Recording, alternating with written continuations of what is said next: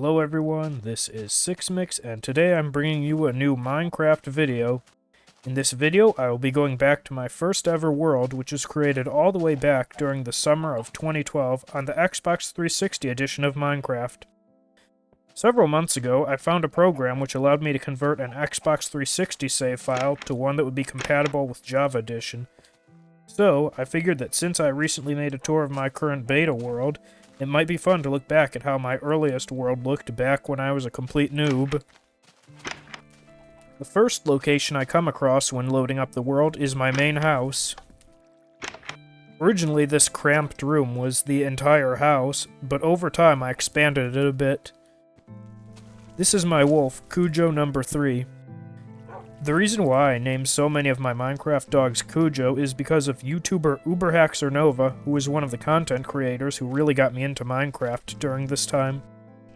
Shortly after wolves were added to Minecraft, he made a video called 100 Creepers vs 60 Wolves, and created an entire army of wolves, all named Cujo. Oblivious to the original Stephen King story, I would name pretty much all of my wolves Cujo from that point on. Man, my chest organization skills as a kid were not good at all. There's no rhyme or reason with any of these chests. Interestingly, for a good while I was unable to open this large chest. Thing is, I started playing the Xbox 360 edition of Minecraft on my cousin's Xbox whenever we would visit his place. When I started, I think that it was on Title Update 2.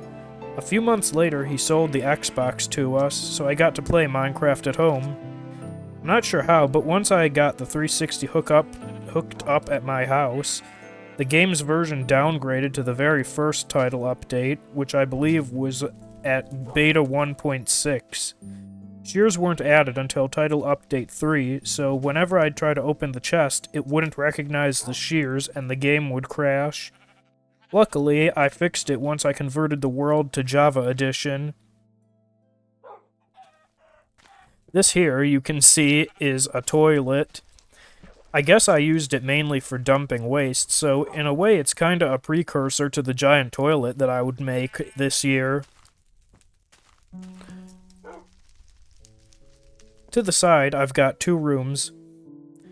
This tiny one here was used for farming chickens. I would throw eggs down here to keep them as pets. I didn't understand how spawn mechanics worked back then, so I was always disappointed when the chickens would inevitably despawn after a while. This is the garden, which is just a basic farm for wheat and sugarcane, and has a gate leading outside. Back this way is the kitchen, where I've got a lot of food stored in different chests, as well as furnaces, which seem to be pretty much all empty, and my best attempt at a refrigerator. Cake is still good, though, and if I was hurt at all, I'd definitely eat some. Past that is a room with a painting in it, which I think I was intending to have as a little art gallery. Then on the other side, I've got a small railway, which it looks like I don't unfortunately have a minecart for, but it would be able, I believe, to power up this door using the redstone signal. And then here's just a back exit, which I don't know why I made it look like this. It's disgusting. This whole house from the outside is really gross.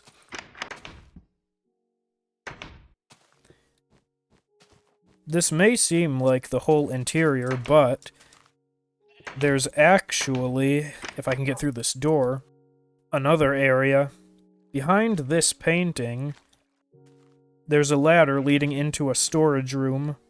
This is where all my good stuff is. I've surprisingly got a full set of diamond armor, although I've never worn it because it's just too valuable to wear. I've got some cookies from the one dungeon I was able to find. A golden shovel, which seems super useful. And then we've got a pickaxe, several diamonds actually, books, obsidian, lapis, and other goodies. I've got a note block here, which is one of the first times I've ever attempted to use redstone. Down below that is a throne room, which has a couple pictures on the side. I actually kind of like the design for the throne itself. It looks pretty fancy. The only issue is that there's only one diamond block here, and I think it would look so much better if I had another one right here. As you can see, the house is surrounded by a bunch of fences. They surround the entire area, although I think that mobs could still get past it if they wanted to by climbing over this dirt block, so not a very good fortification job on my end. The leaves on top of the logs here, I think, are probably the only part of the house that actually looks halfway decent. There's another farm here with sugarcane and more wheat, and there's a jack-o'-lantern to light up the area at night.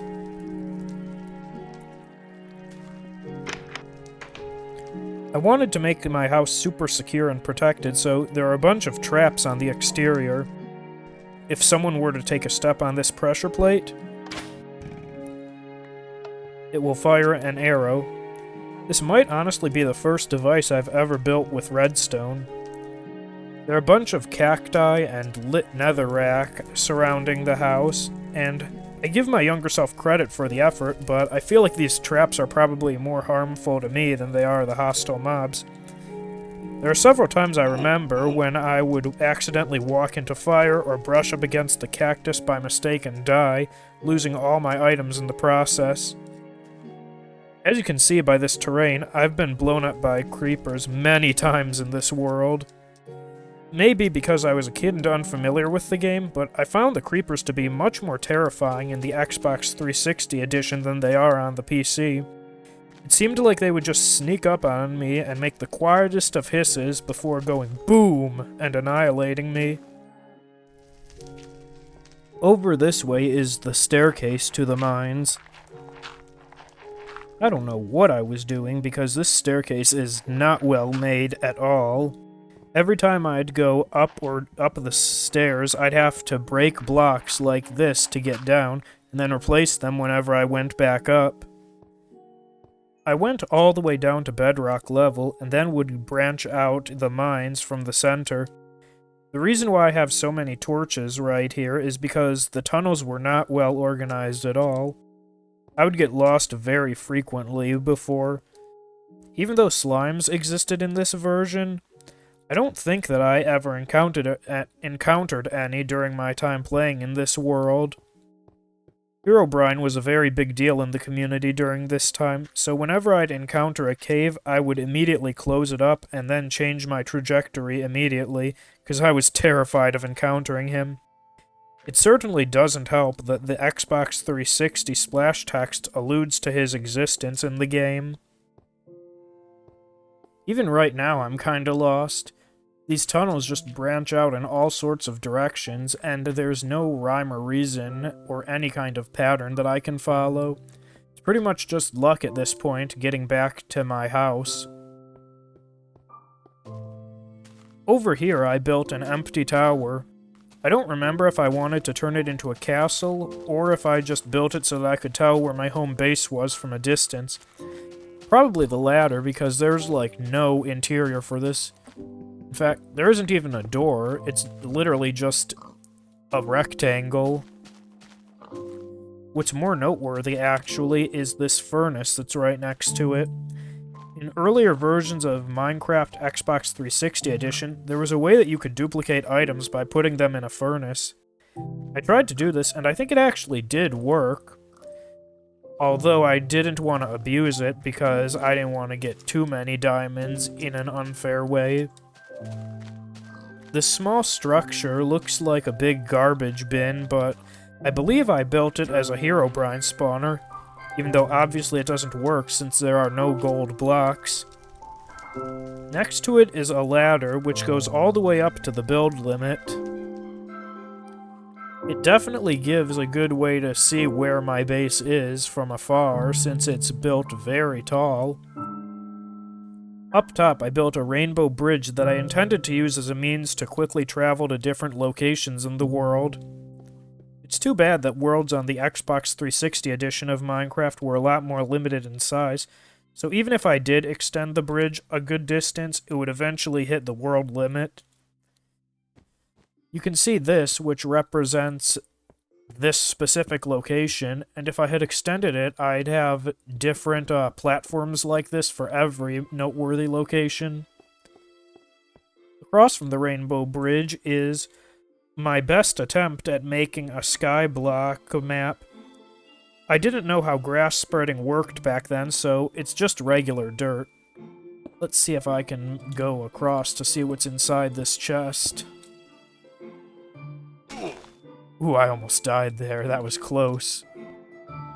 Yeah, see, just a bunch of wooden planks, nothing special.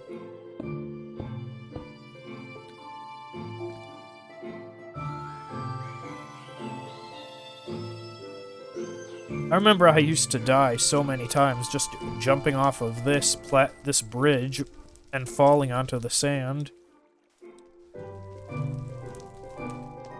In this room, I've got another portal which is a little bit broken. The reason for why it's like this is because when I first converted my Xbox 360 world to being playable on Java Edition, there was some kind of error where the shadows wouldn't render properly. So for example, if I was in a cave without any torches, it would be bright as day. To fix this, I used WorldEdit to reload the different chunks of the world, which worked, but did result in a couple messed up spots like this. Still, the portal does take me to the Nether just fine. So I remember that I ended up getting a pretty terrible spawn in the Nether. The portal ended up being on a small floating island above a large lava ocean. I remember that pretty much the instant that I entered the Nether for the first time, I was hit by a ghast and fell into the lava and died. The majority of the time I spent in the Nether was right over here, if you can see it with the lighting. In this spot, I would attack pigmen in here so that they wouldn't be able to attack me, and I could get a lot of cooked pork chops. Other than that, I really didn't spend too much time in the Nether. I'd collect soul sand and glowstone when I could, and that's pretty much it. It's definitely a smaller Nether than in Java Edition, which is too bad, but you know, it was still a pretty cool experience to go there the first time. So the thing is, when I go through the portal, it takes me to a completely different location. This location looks weird from certain angles. See, it looks as if the entire land is just cut off, which it kinda is. The thing is it's just outside the original world's boundaries. In the Xbox 360 version of Minecraft, the entire world takes up a space of 864 by 864 blocks, so once I converted it to Java Edition, which has pretty much infinite worlds, this is the start of the terrain that generates beyond that. Limited world size is also why the Nether portal takes me here instead of to my regular portal, because the distance conversion between the Nether and Overworld was different in the old console versions of the game. To the side of the portal, I have chests filled with a bunch of random things. I have no idea how young me was able to find anything with how disorganized this is. There are 2 chests for storing garbage items, one of which contains over 2 dozen iron ore, which my younger self was a fool for discarding like that. In fact, I'm actually gonna just put some stuff in here, because this is just ridiculous. Like, this is the inventory that I had last time I played on this world. And wow, it's just disgusting. So, might as well just toss everything in here. I have a lamppost that's underneath some trees that I was too lazy to bother getting rid of. Like, Look at this, so many trees, and I just did not want to chop them down all the way. Like, what is this, you know? And then here I've got a few note blocks, which I don't know why I timed them like this, or tuned them like this specifically. I don't think there's any song I ever played with them. To the side of that is my best attempt at a parkour level. It starts right here. Originally there was a piston in this spot here, right below the lever, that when you clicked the lever it would extend, pushing the grass block right here, and allowing you to make this jump, which I'm still struggling at 12 years later. It's not here anymore because, as I mentioned earlier, the world was downgraded at some point to a version that didn't have pistons.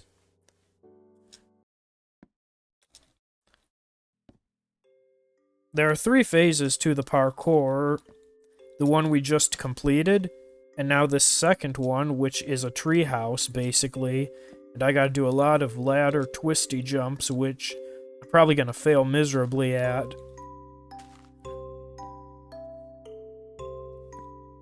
Yeah, geez, I don't know how young me was able to even do that. Ugh. Yeah. Man, this jump is my worst nightmare. Okay, this is gonna be the jump. This will be the jump. Okay, let's try this. Oh, this is probably gonna take up the majority of the recording, just me trying to get this jump right. Alright, let's try my secret maneuver. Yeah, you guys didn't see that.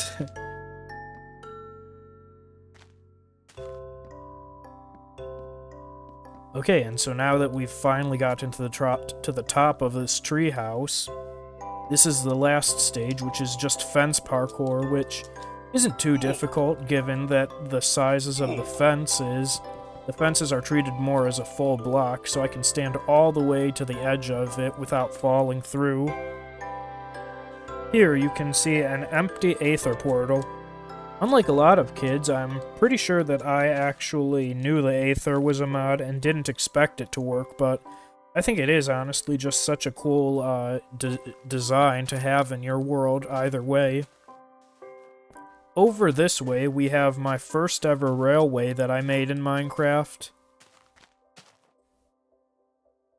I built this before I understood how powered rails work, so right now you can only just see regular rails making use of momentum to travel a long distance. It actually goes on quite a bit longer than I remembered, but still definitely not enough to get the On a Rail achievement. Definitely can be a pretty fun ride, though.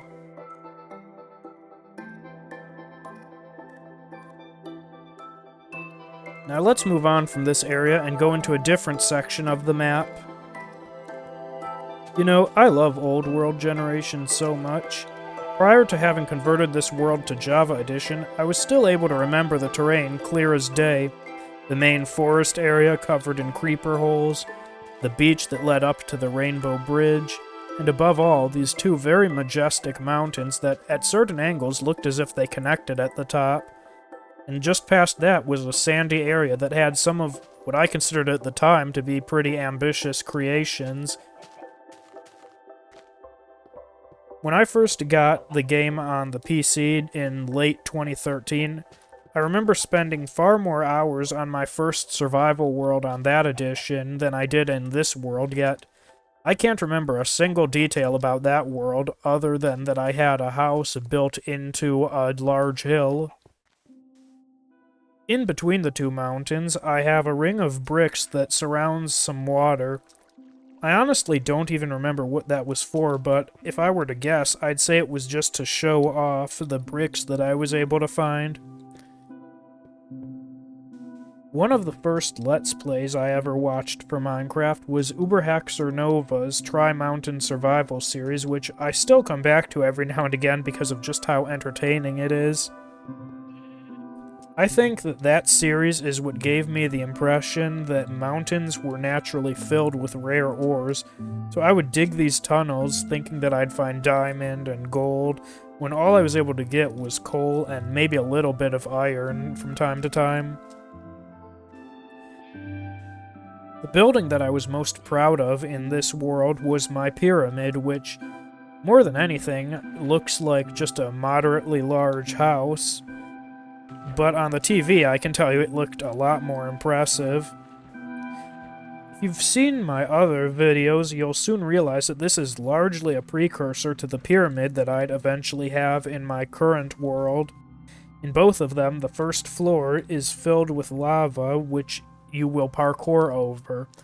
Though in this one, it doesn't really work because the ceiling is a bit too low.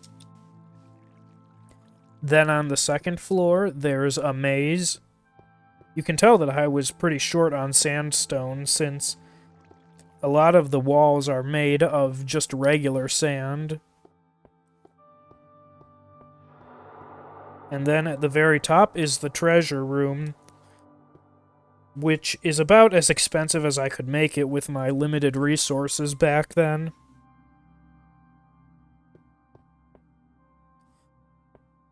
It's definitely far inferior to what I've got now, but, you know, it's the idea that counts, I guess. Then behind the pyramid is a tower. I followed a tutorial by YouTuber Master of the Eggs 2029 to build this tower, and would have expanded it into a full castle if I had enough space and resources.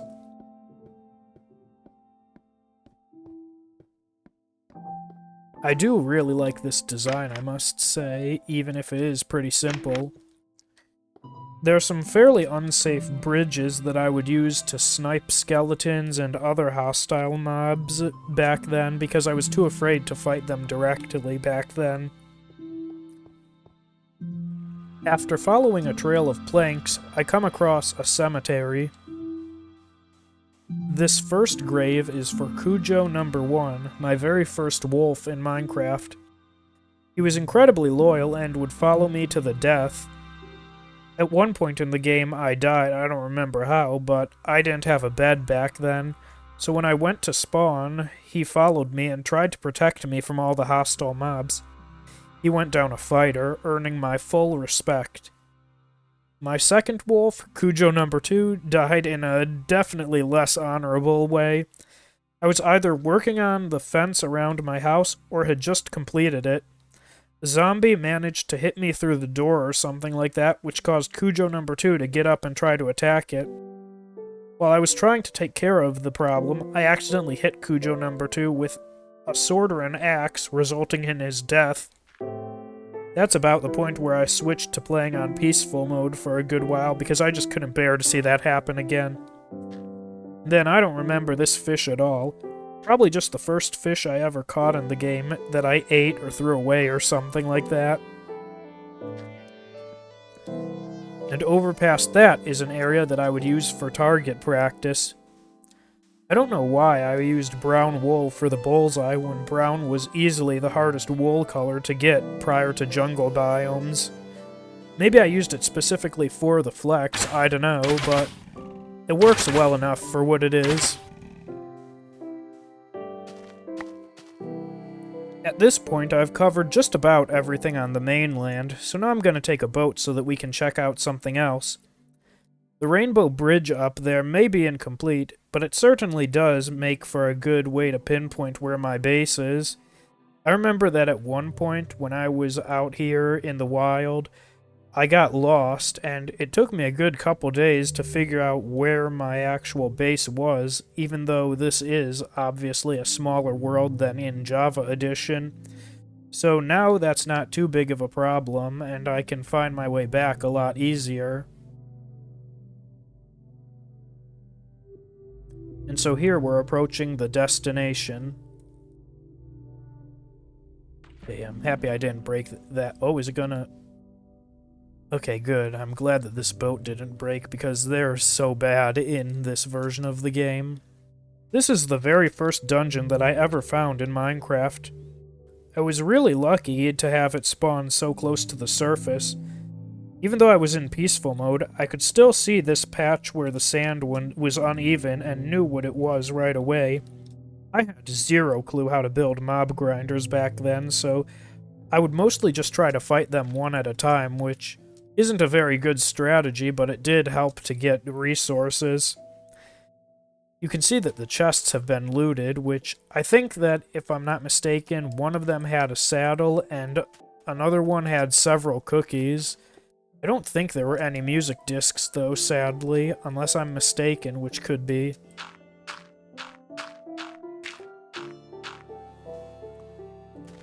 And that's pretty much the entire world. I had a good time looking back at my days as a noob, and I hope that you had a good time watching and hearing some of my stories from my days as a noob. My skills at the game were horrible at the time, but I can't deny that some of my ideas from back then would end up leading to much better things I'd build in the present. Thanks for watching, keep on rockin'.